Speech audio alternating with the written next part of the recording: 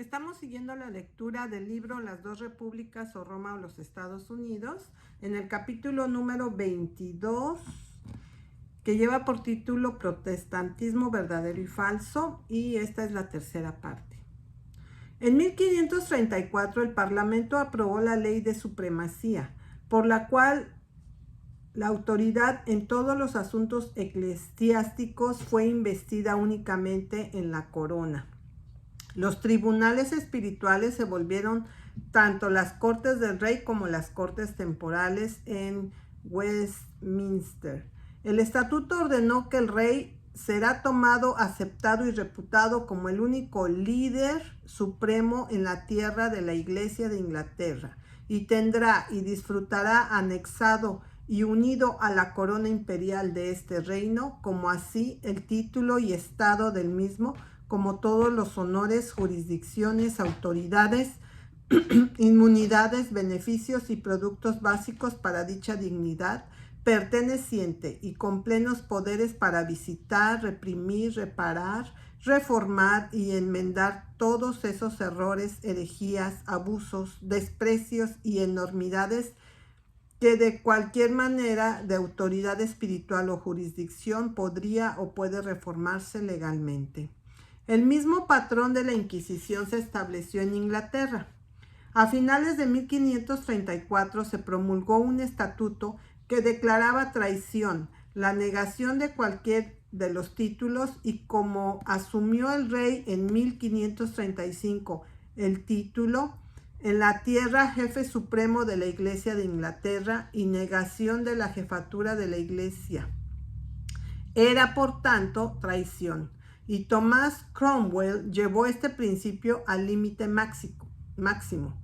Espías se esparcieron por toda la tierra, denuncias secretas vertidas en el oído abierto del ministro. El aire era espeso con cuentos de complots y conspiraciones. El confesionario no tenía secretos para Cromwell. Los hombres, hablando con sus más cercanos amigos, encontraban el camino a su oído. Palabras habladas ociosamente, los murmullos de un abad petulante, los desvaríos de un monje lunático, fueron como los nobles gritaron apasionadamente a su caída, torturados en traición. La única posibilidad de seguridad residía en el silencio. Pero incluso el refugio del silencio estaba cerrado por una ley más infame que cualquiera que haya sido borrada del libro de estatutos de Inglaterra. No solo el pensamiento se convirtió en traición, sino que los hombres se vieron obligados a revelar sus pensamientos con dolor de su propio silencio, siendo castigados con penas de traición. Toda la confianza en los antiguos baluartes de la libertad fue destruida por una política tan atrevida como inescrupulosa. Las instituciones más nobles fueron degradadas en instrumentos de terror. Lo que ahora era la Iglesia de Inglaterra era simplemente lo que antes era la Iglesia Católica en Inglaterra. En la forma no se ha cambiado nada. La constitución exterior de la Iglesia permaneció completamente inalterada. En la fe, del mismo modo, nada ha cambiado de hecho, excepto en el mero cambio de los personajes que asumieron la prerrogativa de dispensadores de la misma. Enrique, como rey y papa, fue ahora el jefe supremo de la Iglesia, del primate para el diácono más humilde. Cada ministro derivó de él su único derecho a ejercer poderes espirituales. La voz de sus predicadores era el eco de su voluntad. Él solo pudo definir ortodoxia o declarar herejía. Las formas de su culto y las creencias fueron cambiadas y recambiadas a capricho real. Ya en 1532, Enrique había formulado la propuesta que la majestad del rey tiene también el cuidado de las almas de sus súbditos como sus cuerpos, y que por la ley de Dios, por su parlamento, promulga leyes conmovedoras y preocupantes, tan bueno el uno como el otro. Tal fue la reforma lograda por Enrique VIII de nombre en lo que respecta a él y su intención. Pero estar divorciado del Papa de Roma fue una gran cosa para Inglaterra, y como Enrique había dado el ejemplo de la rebelión del gobierno papal cuando se ejerce desde el trono papal, los ingleses no tardaron en seguir el ejemplo, por lo establecido y repugnante de la misma regla cuando se ejerció desde el trono inglés. Comenzó incluso en el reinado de Enrique, frente a todos los terrores de una regla que puede describirse mejor diciendo que era el propio despotismo personificado.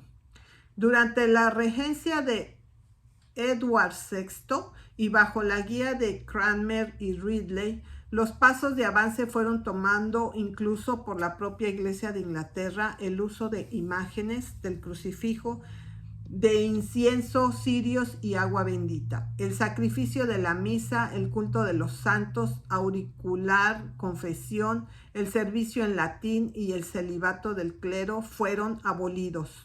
Durante la reacción católica bajo María se confirmó el espíritu de rebelión y bajo Isabel, cuando la política de la Iglesia de Inglaterra se convirtió fija y de ahí en adelante constantemente y en ocasiones casi universalmente prevaleció. En resumen, el ejemplo dado por Enrique ha sido tan bueno y seguido tan persistentemente a través de las edades que desde entonces, aunque la Iglesia de Inglaterra todavía subsiste y aunque el soberano de Inglaterra sigue siendo el jefe de la Iglesia de Inglaterra y defensor de la fe, ambas oficinas y el título son de un carácter tan flexible que pueden adaptarse fácilmente a la jefatura y defensa de la fe del episcopalianismo en Inglaterra y del presbiterianismo en Escocia. Y aún más y mucho mejor que esto, la actual soberana de Inglaterra, la reina Victoria, renunció a la reivindicación del derecho a gobernar en materia de fe. En 1859, Su Majestad emitió una proclama real para sus súbditos en la India, en la que dijo estas palabras: confiando firmemente nosotros mismos en la verdad del cristianismo y reconociendo con gratitud el consuelo de la religión, negamos por igual el derecho y el deseo de imponer nuestras convicciones a cualquiera de nuestros súbditos. Declaramos que es nuestra voluntad real y es un placer que nadie sea de ninguna manera favorecido, nadie molestado o inquietado por razón de su fe religiosa u observancia, pero que todos gozarán por igual de la protección igual e imparcial de la ley.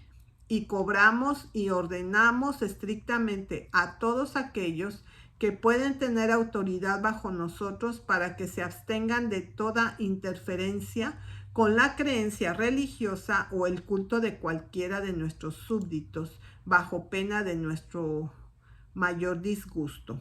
Y es nuestra voluntad ulterior que en la medida de lo posible nuestros súbditos de cualquier raza o credo sean admitidos libre e imparcialmente a los cargos en nuestro servicio, cuyas funciones tal vez califiquen por su educación, capacidad e integridad para descargar. Calvinismo en Ginebra. Las opiniones de Calvino sobre el tema de la Iglesia y el Estado eran tan completamente teocráticas como el propio sistema papal. Agustín fue su maestro y modelo en todo momento.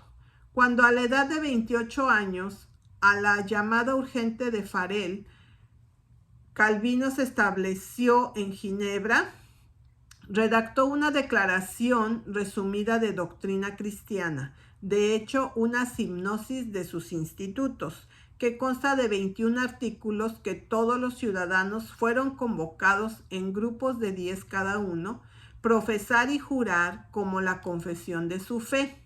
Este método de hacer una ciudad calvinista ha sucedido, dijo el propio Calvino, con mucha satisfacción. Este juramento y confesión de la fe se hizo como ciudadanos, no particularmente como miembros de iglesia. No se les preguntó si se habían convertido, no se les exigió que fueran miembros de la iglesia, pero simplemente como hombres y ciudadanos estaban obligados a prestar juramento y aceptar esto como la confesión de su fe. De hecho, el juramento de lealtad como ciudadano y la confesión de fe como cristiano eran idénticos. Esto fue hecho de una vez para hacer de la Iglesia y del Estado una y la misma cosa, con la Iglesia por encima del Estado. Sí, más que esto fue para absorber enteramente lo civil con el poder eclesiástico, porque los predicadores eran supremos. Fue solo otra teocracia hecha por el hombre, según el modelo del papado. En efecto, según los institutos de Calvino, la misma razón de existencia del Estado es solo como el sustento y el servidor de la Iglesia. Y en consecuencia, cuando el magistrado inflige castigo, debe considerarse que ejecuta el juicio de Dios. Lo que vemos en las orillas del Lemán es una teocracia. Jehová era su cabeza, la Biblia era el código supremo, y el gobierno ejerció una presidencia y paternidad tutelar sobre todos los intereses y causas civiles y espirituales. Sin embargo, surgieron serias dificultades a la hora de hacer cumplir el rigor de la moral bíblica y las restricciones calvinistas con respecto a la vestimenta y la forma de vida de los ciudadanos que los dos predicadores habían adoptado. Todos los que se habían hecho ciudadanos cristianos por el método antes mencionado lo resintieron y deseaban que el rigor de disciplina debía modificarse. Esto los predicadores lo miraron como un intento del poder civil para dictar en asuntos espirituales y se negaron a ceder en lo más mínimo. La gente insistió y los predicadores se mantuvieron firmes. La disensión pronto se volvió tan violenta que los predicadores se negaron a administrar los sacramentos al pueblo. Entonces, la gente se levantó y los expulsó de la ciudad en el año de 1539. Calvino fue a Estrasburgo, donde permaneció 2 años, durante lo cual prevaleció mucho desorden en Ginebra, y los amigos de Calvino insistieron todo el tiempo en que si tan solo él se retirara, el orden podría restablecerse. En 1541, el decreto de destierro fue revocado y ante los fervientes ruegos y en serias súplicas de Genovese, Calvino volvió. No estaba menos decidido que antes para salirse con la suya y hacer su absoluta voluntad. Y las circunstancias en las que regresó allanó el camino para que él ejecutara su voluntad, como no sufrió por hacerla antes. Entró en una obra con la firme determinación de llevar a cabo aquellas reformas que originalmente se había propuesto y para establecer en toda su integridad esa forma de política eclesiástica que había madurado cuidadosamente durante su residencia en Estrasburgo. La ciudad se dividió en parroquias, con un anciano o alguien designado por el Consejo de Ancianos a cargo de cada parroquia para ver que esa disciplina era observada. Su sistema de gobierno eclesiástico era esencialmente teocrático. Asumió que todos los miembros del Estado también estaban bajo la disciplina de la Iglesia y afirmó que el derecho del ejercicio de esta disciplina se confería exclusivamente al consistorio o cuerpo de predicadores y ancianos. Sus intentos de llevar a cabo estos puntos de vista lo puso en colisión tanto con las autoridades y con la población. Esta última enfurecida a las restricciones impuestas a los desordenados por el ejercicio de la disciplina eclesiástica, y el primero se inclinaba a retener en sus propias manos una parte de ese poder en cosas espirituales, que Calvino se empeñó en colocar exclusivamente en manos de los gobernantes de la Iglesia. Su intrépido coraje, su perseverancia y su seriedad prevalecieron al fin, y tuvo la satisfacción, antes de morir, de ver su sistema favorito de gobierno eclesiástico firmemente establecido, no solo en Ginebra, pero en otras partes de Suiza, y sabiendo que había sido adoptado sustancialmente por los reformadores en Francia y Escocia. No fue solo en los asuntos religiosos que Calvino se ocupó a sí mismo. Nada fue indiferente a él en lo que se refería al bienestar y al buen orden del Estado o la ventaja de sus ciudadanos. Su trabajo, como se ha dicho con justicia, abrazado todo, fue consultado en todos los asuntos grandes y pequeños que se presentaron ante el Consejo sobre cuestiones de derecho, política, economía, comercio y manufacturas, no menos en cuestiones de doctrina y gobierno de la Iglesia. Es evidente que cuando todos los miembros del Estado estaban sujetos a la disciplina de la Iglesia y cuando esta disciplina fue ejercida exclusivamente por el cuerpo de predicadores y ancianos, con Calvino a la cabeza de ese cuerpo, su poder era prácticamente ilimitado. Y por esto es más evidente que el sistema hecho y establecido por Calvino no era más que el sistema papal, una vez más con Calvino como papa. Y el uso que hizo del poder con el que estaba vestido muestra que estaba tan dispuesto a ejercer la autoridad, así como sentarse en el lugar de un papa. El pueblo que acababa de deshacerse del yugo del papa de Roma no estaban todos dispuestos a soportar con mansedumbre el yugo del papa de Ginebra. Uno de los primeros en hablar fue Gruet, quien lo atacó vigorosamente en su supremacía. Lo llamó obispo de Asculum. Y el nuevo papa, entre otros puntos de disensión, Gruet negó la inmortalidad del alma. Pudo haber sido un infiel, pero no es seguro. De todas formas, fue llevado ante el consejo, por el cual fue condenado y castigado con la muerte.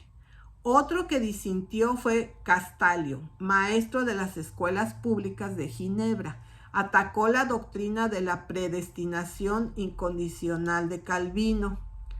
Fue depuesto de su oficina y desterrado. Otro fue Jerome Bolsec, un monje que se había convertido al protestantismo. Él también atacó la doctrina de los decretos absolutos. Fue encarcelado y después de 2 días debatió con Calvino ante el concilio. Fue desterrado.